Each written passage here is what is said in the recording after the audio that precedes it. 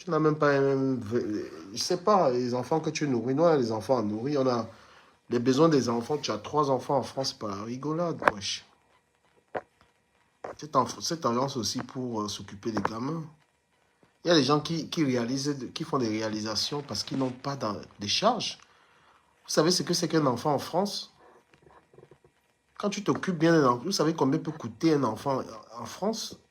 Un enfant à qui tu dois payer les vacances, un enfant à qui tu payes les jouets. Quand tu as 3 enfants qui ont 3 Nintendo Switch, un jeu des enfants, c'est combien? C'est pourquoi je dis que quand je regarde souvent comment les gens se comportent ici sur Internet, c'est comme s'ils ils négligent les enfants. Si tu es une personne qui t'occupe de tes gamins, tu ne peux pas venir sur Internet commencer à dépenser dans n'importe comment. Ça coûte cher, les enfants. Ça coûte terriblement cher, les gamins. D'accord? Donc, quand les enfants, ils ont les jeux, là, les trucs de Nintendo Switch, là, et qu'ils te disent, papa, je veux un jeu. D'accord? Tu sais combien ça coûte? 45-60 €. Donc, les besoins d'un enfant, les besoins d'un enfant sont tellement grands que je me demande même si les gens ont réussi à satisfaire leurs enfants avant de venir sur Internet jouer les généreux. Hein. Parce qu'il y a des gens sur Internet qui n'ont pas de charges. Et le Camerounais est capable de venir, le Camerounais est capable de venir être généreux sur Internet et abandonner ses enfants. Il y a beaucoup de gens que vous voyez dans les boîtes de nuit en train de mettre les bouteilles de champagne, de ruina, tout ça, alors que les enfants n'ont même pas des chaussures. Hein. D'accord? Donc, parfois, vous voyez une personne qui n'a pas d'argent. Tu vois une personne, il n'a rien, il n'a pas de bien, tout ça, parce qu'il s'occupe de ses enfants, parce que ça coûte cher. Voilà. Vous allez vous moquer d'une personne, il n'a pas de voiture, il n'a pas ceci, cela. Mais ses enfants sont à l'abri. Parce qu'un enfant, en Europe, ça coûte trop cher. Même au Cameroun, même ceux qui ont des enfants au Cameroun, s'occuper d'un enfant qui est au Cameroun, c'est pas facile. Donc sachez qu'il y a des gens qui n'ont pas construit au pays, qui n'ont pas de biens, parce que eux, ils mettent tout leur dû sur leur progéniture. Par contre, il y a des gens qui préfèrent affamer leurs enfants parce qu'ils sont en train de construire au pays. L'enfant n'a rien, l'enfant n'a pas droit aux vacances. L'enfant n'a même pas un jeu, l'enfant n'a rien. Oui. Il y a des gens comme ça qui préfèrent, tu le vois, il dit que j'ai construit au pays, j'ai mes voitures, j'ai tout. L'enfant, c'est-à-dire que sa priorité, ce n'est pas ses gosses. Depuis que ses enfants sont nés, ils n'ont jamais foulé un pays, ils ne sont jamais allés en vacances quelque part. Mais tout simplement pour le bien des yeux des gens, tout simplement pour faire plaisir aux gens, ils sont obligés de venir dire que j'ai ceci, cela. En aucun cas, ils parlent du bonheur de leurs gamins. Donc faites très attention, votre vie, la comparez pas à la vie des autres.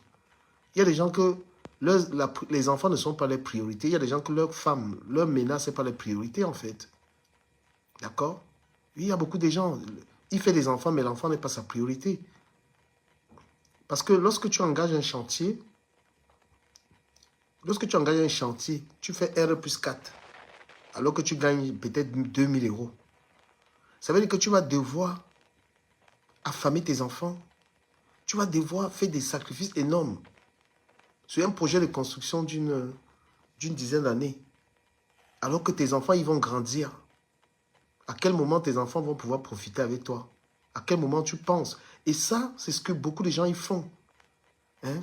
À quel moment tes enfants sont ta priorité? Tout simplement parce que tu as envie de comparer ta vie. Tu veux prouver aux gens que j'ai les immeubles. Mais quels sont ces parents qui mènent la belle vie quand leurs enfants sont dans la précarité? Quels sont ces gens qui préfèrent se faire voir alors que les enfants sont là?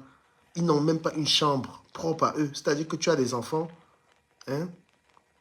Oui, après tu entends qu'on a récupéré les enfants, on a pris les enfants. Les enfants vivent dans la misère. Tu peux acheter. Comment tu peux te permettre d'acheter des chaussures à 1 000 €? Hein? Tu es sûr, on vous voit, les tables, vous jetez l'argent, vous êtes là en train de... Hein? Mais quelqu'un me parle de construire un projet. Mais quand tu t'engages à construire, il ne faut pas sacrifier la vie des enfants parce que tu es en train de construire. Alors, il faut arrêter de dire que c'est pour l'avenir de mes enfants. Qu'est-ce que les enfants en foutent? Les enfants, ils vivent leur vie, ils sont petits, ils ont besoin des jouets. Les enfants ont besoin des Nintendo Switch. Les enfants ont besoin d'avoir une vie épanouie. Les enfants ont besoin des baskets. Ils ont besoin chacun d'avoir leur chambre. Vous refusez le bonheur à vos enfants simplement parce que vous voulez dire que je suis en train de construire mon immeuble. Hein? Il faut avoir les moyens. Quand vous vous engagez dans des projets, il faut être sûr que vos enfants n'ont rien à voir là-dedans. Il faut leur offrir une vie. Il faut offrir à vos enfants la vie qu'ils méritent, la vie que tout enfant peut avoir. Et moi, je vous dis, évitez de vous comparer aux gens qui n'ont pas d'enfants. Évitez de comparer votre vie à quelqu'un qui n'a pas d'enfants. Les gens qui n'ont pas d'enfants n'ont pas les mêmes programmes de vie que vous. Voilà. Parfois, vous faites des comparaisons. Une femme est là, elle n'a pas d'enfants. Et vous comparez votre vie à la sienne. Non, quand vous avez des enfants, votre priorité en tant que mère et parent, c'est que vos enfants doivent bien vivre. Les vacances arrivent, tu dois pouvoir mettre l'argent de côté pour payer des vacances à tes enfants. Ils doivent aller au Cuba. Tes enfants doivent aller au Sénégal. Ils doivent aller quelque part. Tu payes. Ça coûte. C'est-à-dire que quand tu as 3 enfants, c'est au moins 5 000 € que tu mets de côté. Mais dès que tu as 5 000 €, c'est les réunions, c'est le chantier. Parfois même, il y en a qui prennent leur argent pour donner au show. Faisons très attention, les amis. Quand on décide d'enfanter, quand on est une mère, on ne peut pas rigoler avec les enfants. Et les Africains, c'est les champions pour seulement accoucher. S'occuper jamais de la vie. Qu'est-ce qu'une femme qui a déjà les enfants peut passer toute une journée sur TikTok? Alors que les enfants, tu dois leur épargner ça. Quand tu es mère, tu as les enfants, tu passes 6 heures, tu es là connecté. D'accord? Donc quand on décide, on dit je suis maman. Ta priorité, c'est tes enfants. Ton argent, c'est tes enfants. Il ne faut pas porter l'argent.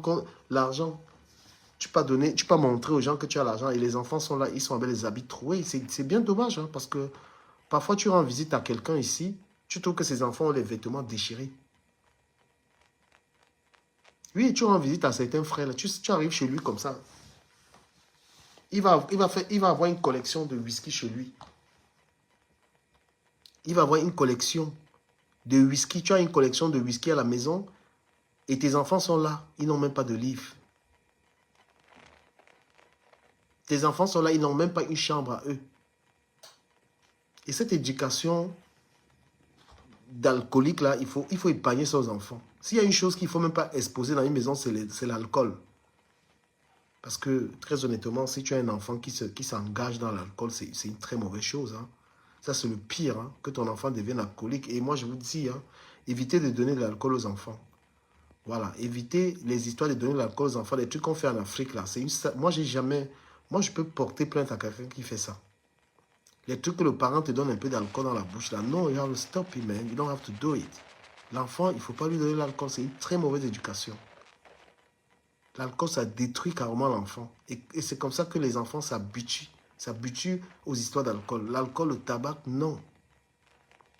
Et un parent ne prêche pas l'exemplarité. Un parent doit être exemplaire. Moi, j'écoutais un débat aujourd'hui pendant que je travaillais sur la page de Sophie, un débat. Où il y avait Carole Abena qui racontait un tas de trucs. Et moi, j'ai souhaité intervenir dans ce débat, mais je n'y avais pas pu parce que j'étais en train de travailler. C'est curieux, hein? Quand je regarde les gens qui ont le temps d'être sur TikTok toute la journée, là, les gars, parce que moi, je travaille, je ne peux pas. Quand tu travailles, tu ne peux pas être... Tu peux écouter, tu peux mettre tes écouteurs. Mais les gars, franchement, la priorité, c'est le boulot. Hein? N'allez pas laisser votre travail parce que vous voulez avoir du temps pour bavarder sur Internet. Ça ne vous rapporte pas. Ça ne rapporte rien du tout. Il faut laisser ça aux fainéants. Hein?